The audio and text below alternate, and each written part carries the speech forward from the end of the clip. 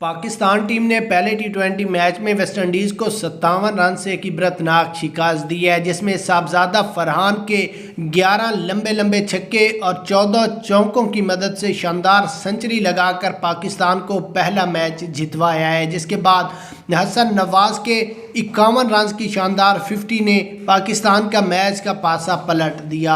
यहाँ पर मुकम्मल हाईलाइट्स साहबजादा फरहान और हसन नवाज के लंबे लंबे छक्के आपको दिखाते हैं। उससे पहले वीडियो को लाइक करके कमेंट्स में अपनी राय ज़रूर देनी है। उसके बाद अगर पाकिस्तान टीम की बात कर लें तो पाकिस्तान ने पहले बैटिंग करते हुए 20 ओवरों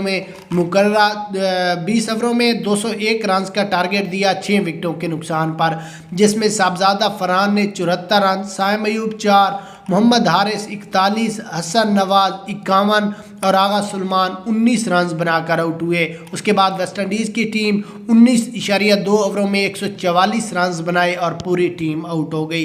पाकिस्तान का पहला मैच जीतने के बाद हसन नवाज और साहबजादा फरहान को मैन ऑफ द मैच भी दिया गया और 50 करोड़ रुपया इनाम भी मिला।